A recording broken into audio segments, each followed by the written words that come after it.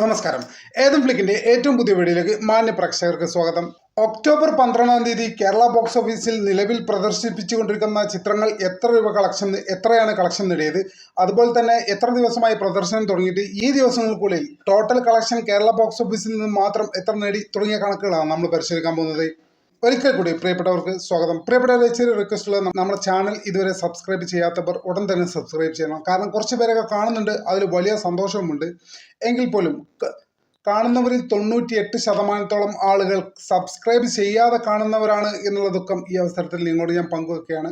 എന്തായാലും പ്രിയപ്പെട്ടവരെ, സബ്സ്ക്രൈബ് ചെയ്തിട്ടില്ലാത്തവർ ഇപ്പോൾ തന്നെ സബ്സ്ക്രൈബ് ചെയ്ത് പിന്തുണ തരണമെന്ന് വളരെ വിനീതമായി അപേക്ഷിക്കുകയാണ്. എന്നെപ്പോലെ ഒരു സാധാരണ യൂട്യൂബർക്ക് മുന്നോട്ട് പോകാൻ നിങ്ങളുടെ പിന്തുണ വളരെ അത്യാവശ്യമാണ് എന്ന് ഒരിക്കൽ കൂടി ഓർമ്മിപ്പിച്ചിട്ടുണ്ട്. സബ്സ്ക്രൈബ് ചെയ്യാൻ മറക്കല്ലേ എന്ന് അപേക്ഷിക്കുന്നു. നമുക്ക് വിശദമായ വീട്ടിലേക്ക് കടക്കാം. ഒക്ടോബർ 12-ാം തീയതി കേരള ബോക്സ് ഓഫീസിൽ നിന്ന് കാന്താര എ ലെജൻഡ് ചാപ്റ്റർ 1 എന്ന ചിത്രം സ്വന്തമാക്കിയത് 4,20,00,000 രൂപയാണ്.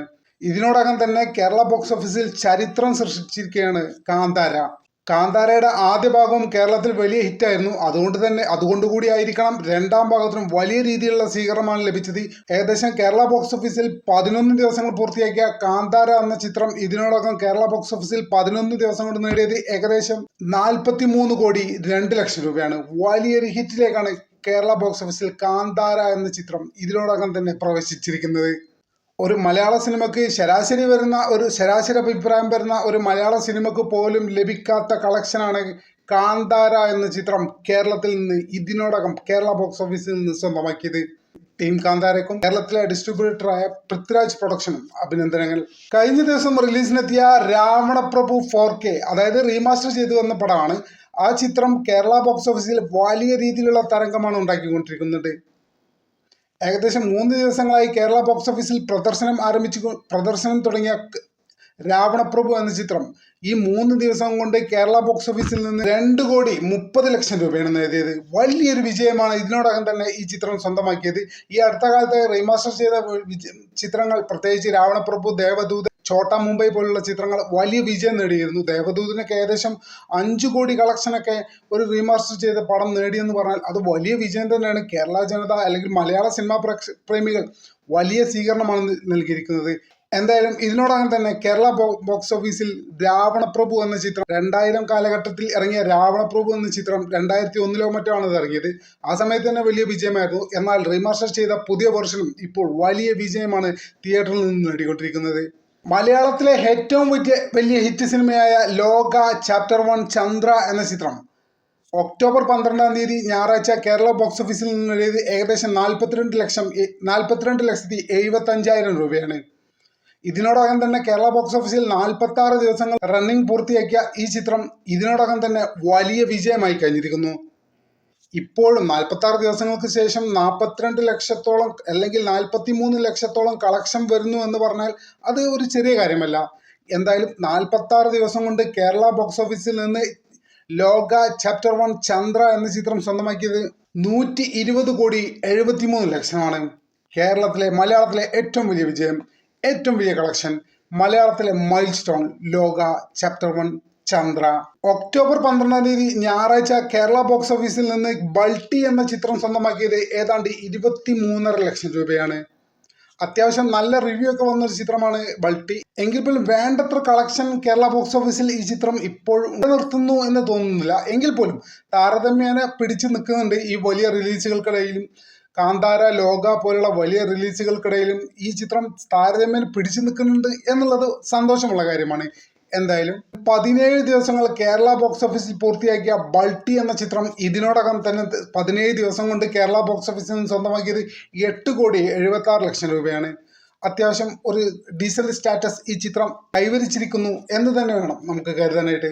ഒക്ടോബർ 12-ാം തീയതി ഞായറാഴ്ച കേരള ബോക്സ് ഓഫീസിൽ നിന്ന് അവിഹിതം എന്ന പുതിയ ചിത്രം നേടിയത് 9,55,000 രൂപയാണ്. കേരള ബോക്സ് ഓഫീസിൽ ടോട്ടൽ 3 ദിവസങ്ങൾ പൂർത്തിയാക്കിയ ഈ ചിത്രം 3 ദിവസങ്ങൾ കൊണ്ട് കേരള ബോക്സ് ഓഫീസിൽ നിന്ന് നേടിയത് ഏകദേശം 26 ലക്ഷം രൂപയാണ്. അത്ര വലിയ വിജയം എന്നൊന്നും പറയാൻ പറ്റില്ലെങ്കിലും സ്റ്റാർട്ടിംഗ് ആണ്, എങ്ങനെ വരുമെന്ന് നമുക്ക് കണ്ടറിയാം. ഫെമിനിച്ച് ഫാത്തിമ എന്ന ചിത്രം കേരള ബോക്സ് ഓഫീസിൽ നിന്ന് ഒക്ടോബർ 12-ാം തീയതി ഞായറാഴ്ച സ്വന്തമാക്കിയത് 5,70,70,000 രൂപയാണ്.